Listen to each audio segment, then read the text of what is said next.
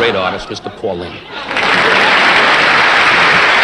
At 45, Paul Lynde faced the unthinkable. Hollywood whispered that he was being blacklisted, not for a crime, not for a scandal in the papers, but for something far more personal. He had refused to leave the side of his longtime partner. In an era when love itself could end a career, that defiance carried a brutal price. Offers slowed. Studio calls went silent. Friends turned cautious. Behind the laughter of his sharp one-liners was a man terrified of losing everything he had fought to build. But to understand how Paul reached that crossroads, we must go back to the beginning, to the small-town boy who learned early that humor was both a weapon and a shield. Paul Edward Lynde was born on the 13th of June, 1926, in Mount Vernon, Ohio, a small Midwestern town wrapped in quiet streets and conservative values. His father, Hoy, ran a meat market, while his mother, Sylvia, kept a watchful home filled with routine. Paul was the fifth of 6 children, and in that large family, his voice often struggled to be heard. From an early age, he discovered that humor was his way to stand out, a spark that made people pause and laugh in the middle of ordinary days. The world outside Mount Vernon was changing rapidly. The Roaring Twenties had given way to the Great Depression, leaving families clinging to stability wherever they could find it. Radios hummed in kitchens with Bing Crosby crooning about dreams, while movie houses filled with glamorous images of Clark Gable and Carole Lombard. For a boy like Paul, those voices and faces weren't just entertainment. They were promises of a life larger than the one mapped out for him in Ohio. School was never his sanctuary. Paul's sharp wit masked a loneliness that few noticed. He battled weight issues and endured teasing from classmates. Yet, instead of retreating, he polished his humor into armor, perfecting the biting sarcasm that later became his trademark. Beneath the laughter, however, sat a young man who felt different in ways he could not yet put into words. By the late 1932, as the country edged toward World War II, society grew more rigid. Masculinity was defined in uniforms, jobs, and church pews. In Mount Vernon, expectations were clear. Boys became breadwinners, girls became homemakers, and any deviation invited suspicion. For Paul, who secretly felt drawn away from those norms, it was a quiet prison. Still, hope flickered. He fell in love with the stage, performing in school plays and local shows, relishing the applause that seemed to momentarily erase his insecurities. After graduating high school, he set his sights beyond Ohio's borders. The cultural winds of the 1942 carried swing music, zoot suits, and an America rebuilding itself after war. For Paul, this was the perfect moment to escape small-town judgment and chase something bigger. He enrolled at Northwestern University in Illinois, a place brimming with theatrical energy and possibility. There, among other aspiring performers, he found a sense of belonging for the first time. The war years reshaped America, but they also reshaped Paul. Surrounded by creativity and ambition, he realized comedy wasn't just his escape. It was his destiny. The boy who once felt invisible was now stepping toward the lights of Broadway and Hollywood. At Northwestern, Paul Lynde sharpened his craft with intensity. He studied theater alongside future legends like Cloris Leachman and Charlotte Rae, building friendships that would last decades. His humor, acerbic, sly, and unexpected, stood out even in a room filled with talent. Professors recognized he had something rare. Not just timing, but an ability to turn insecurity into comedy that stung and delighted at once. After graduating in 1948, Paul packed his dreams and moved to New York City. The streets buzzed with jazz spilling from smoky clubs, neon marquees promising Broadway magic, and actors hustling for auditions. At first, he scraped by waiting tables and performing in small cabarets. Yet the city suited him.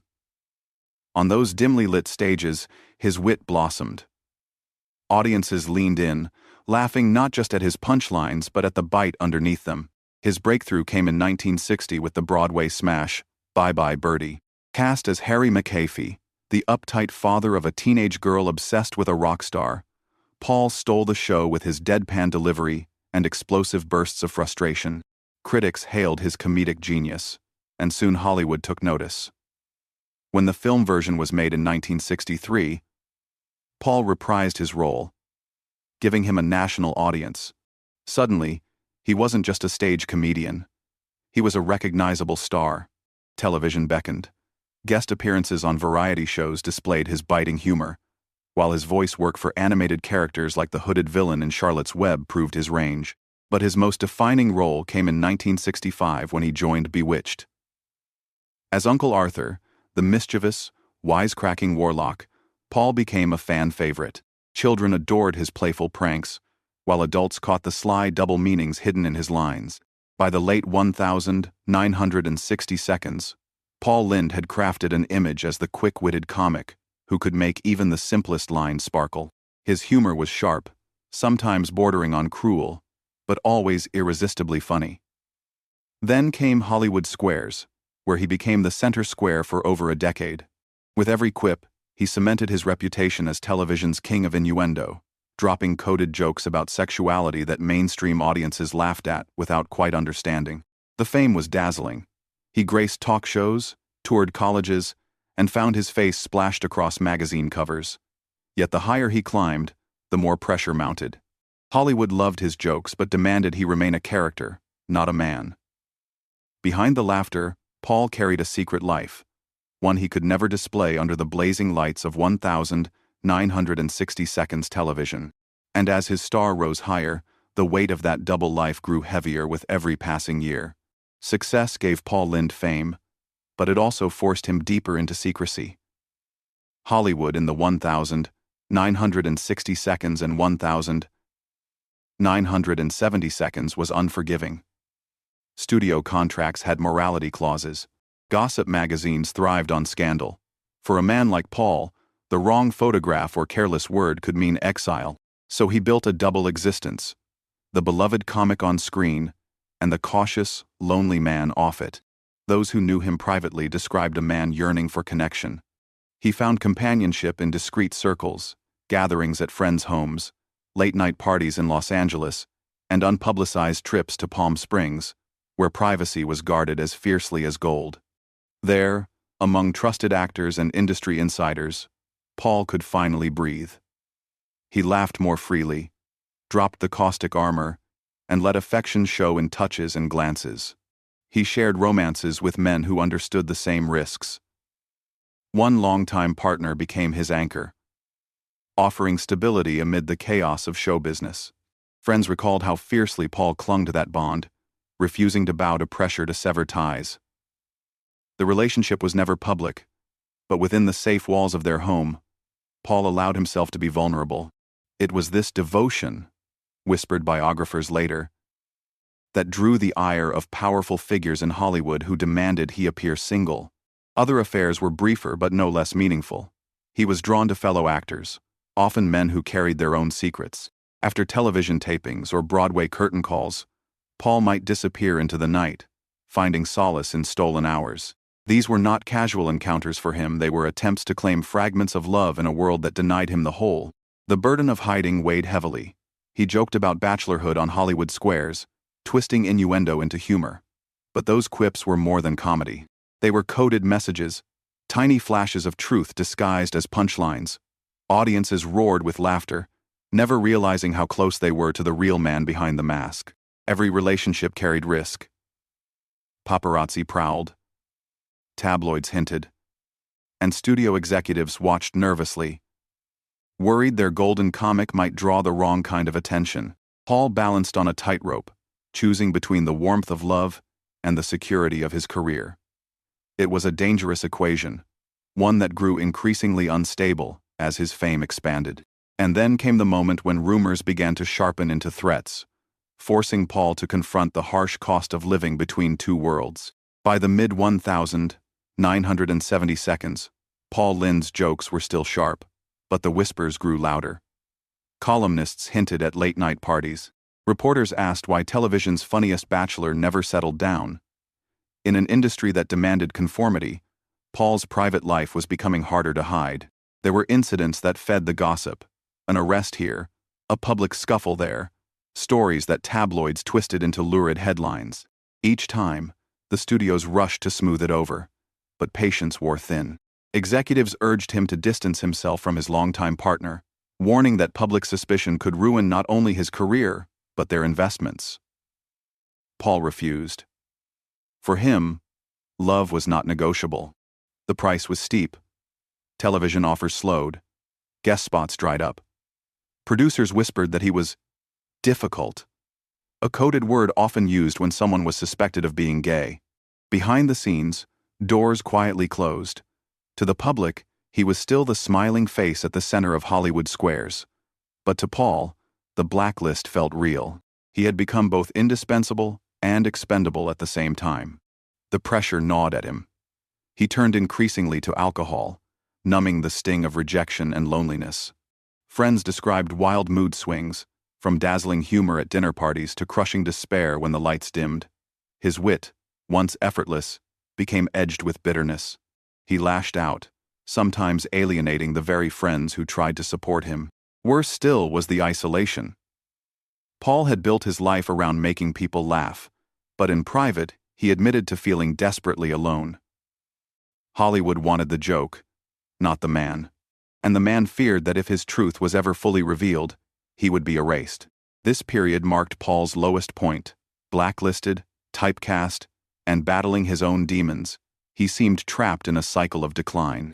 But just when it appeared the curtain might fall for good, Paul began searching for ways to reinvent himself, to find meaning beyond the rigid confines of the industry that had both made and broken him. As the 1,980 seconds approached, Paul Lynde was no longer the constant presence on television he once had been. Hollywood Squares remained his most famous stage, but even that spotlight began to dim. The blacklisting whispers had done their work. Yet Paul was not finished. He sought reinvention, taking roles in summer stock theater and college tours, where audiences still adored his sharp delivery and razor timing. The stage gave him something television never could: freedom to be looser, more authentic, even experimental. Touring productions of comedies and musicals brought him face to face with smaller crowds who came not for scandal, but for laughter. There, he was reminded that his gift still mattered. Young actors looked up to him, seeing in his sarcasm both a shield and a style. Culturally, the times were shifting. The sexual revolution had cracked open old barriers, and by the 1,980 seconds, younger stars were beginning to live a little more openly. Yet Paul remained cautious. He had lived too long under the shadow of secrecy to risk full disclosure. Still, he found quiet solace in chosen family, friends, confidants, and his loyal partner, who stood beside him even as Hollywood tried to push him aside. Health, however, began to weigh on him. Years of drinking and the stress of living double lives took their toll. In candid moments with close friends, Paul admitted regret not for loving who he loved, but for how much he had been forced to hide it. He longed for a world where humor could be his gift, not his disguise. In his final years, he reflected on the irony of his career. Audiences remembered the laugh lines, the dazzling one-liners, but few understood the cost of creating them. His bitterness softened into a quieter wisdom. He counseled younger performers to embrace themselves fully, even if the world was not ready. Paul Lynde passed away in 1982 at the age of 55, found in his Beverly Hills home. The news stunned fans who had grown up laughing with him. Many mourned the comic genius. Only a few understood the private battles he had endured. His legacy was complicated but undeniable. A pioneer of sly humor, a master of innuendo, and a man who lived bravely, if not fully openly, in an unforgiving era. And as the industry changed in the years after his death, Paul's story became a reminder of both how far Hollywood had come and how much it had once demanded in silence. Paul Lynde's story is one of laughter and loneliness, triumph and sacrifice. He gave America a reason to smile, even when he himself was hurting. Behind every sharp joke was a man wrestling with the cost of love in a time when the world refused to accept it. His blacklisting for standing by his partner shows the cruel choices forced upon so many in old Hollywood. Today, we see his legacy with new eyes. He was more than Uncle Arthur or the center square. He was a man who carved out space for humor that hinted at truths people were too afraid to say aloud. In doing so, he became both a shield and a signal for generations who would one day live more openly. Paul Lynde reminds us that fame is never free. It demands masks, sacrifices, and sometimes silence.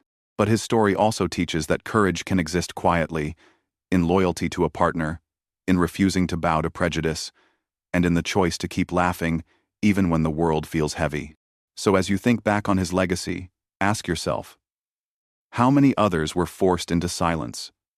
And what do we owe to those who carried secrets so we might live more freely today? If you found Paul's story moving, leave your thoughts in the comments. Share which of his roles made you laugh the hardest.